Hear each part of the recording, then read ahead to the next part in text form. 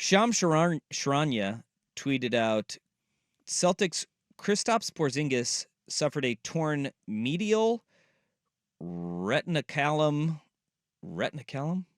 allowing a dislocation of the posterior tibialis tendon.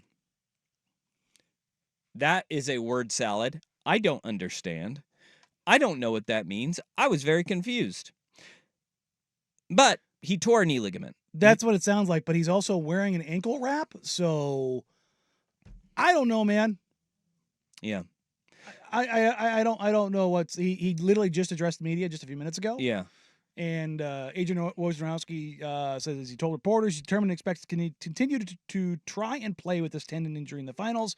For now, there's no indication to be ruled out and not permitted to try in Game 3. Yeah. Which, yeah, you're not going to get that information out there until the very last second. So a medial retinaculum is basically on the outside part of your knee, goes underneath your kneecap. Underneath your patella, yeah. So that's where what he tore. In Game 2, remember, he fell, left leg. He said he was fine. He'll play after. I have no idea what this all means or how limited he will be. And I don't think anybody does know, because how about this? This one came from Tom Westerholm. Mm-hmm. A 2006 study said there were just 32 documented cases of dislocated posterior tibial tendons in all of English literature. So if you want to talk about a rare injury, yes, which is how Shams qualifies it in a follow-up tweet. Only 32 ever documented.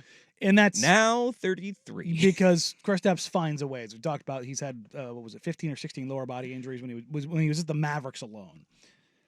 The man has had a bajillion lower body injuries. He's 7'3", and he has very long legs. And this is what typically happens to those guys, because even if they don't have Marfans, as humans, we're not supposed to be this big. It's just, it opens you up to a million different things. But this is a real issue and a real setback, and it's a thing that very, very, very much could swing the entirety of this series if he does miss time. He has been lights out in his limited time, coming off the bench. Wildly and impactful. Keeping him off the bench for Game 2.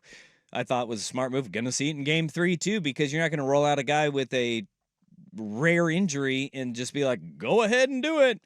If we even do see Kristaps Porzingis. But his impact has been immediate in both of the games he's played in. Like, he has come into the game within the first minute, had a block in both Game 1 and Game 2 of this series. Within a minute of stepping on the floor, he's like, no. Turns out being 7'3" and very mobile is a very, very, very useful thing in this league. Sure. No, look, Horford's been solid, and you can cover up for him and what he's lost through aging with Tatum, with Brown, with Drew, with Derek White. Like, you can do that.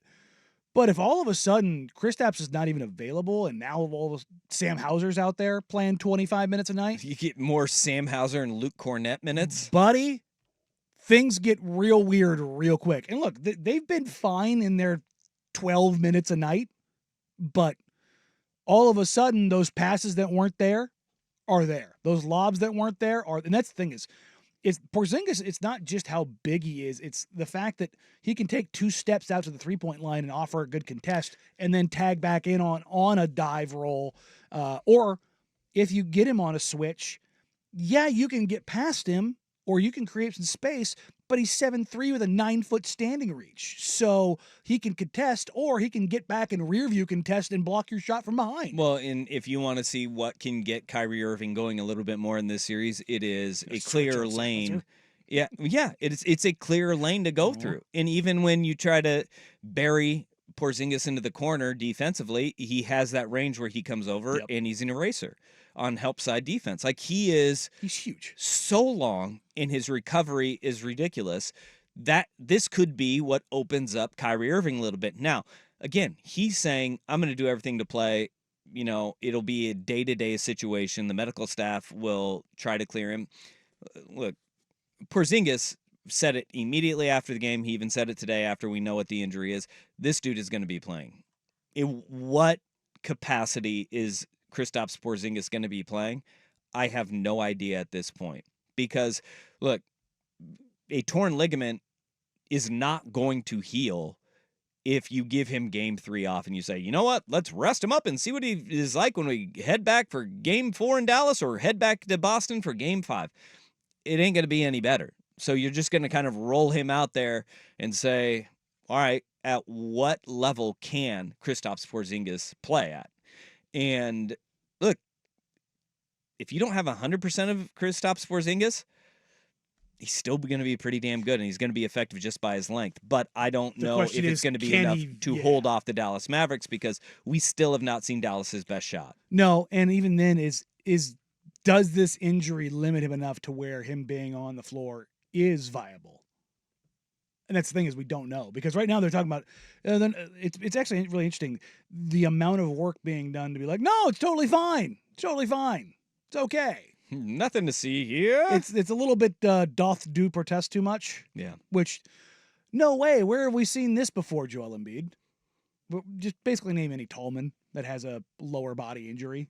It's like, the reason people freak out is because it's almost always a problem. The second you get the lower body injury with a 7-foot+ guy, yeah, find me where it's not been historically a problem that is exponentially worse than everybody thinks it is. Okay. I've got a question for you. Oh. Porzingis, through the first 2 games of the season, series, mm-hmm. Porzingis throughout his entire career, right? Mm-hmm. If he is injured, battles through injury, mm-hmm. what do we think of Porzingis, and what tier is Porzingis in the NBA? Because when he's healthy, which is rarely, mm-hmm. he is one of the best players in the league, right? Mm-hmm. I mean, he is very impactful. The unicorn is a very real thing, but yes. he's never ever healthy.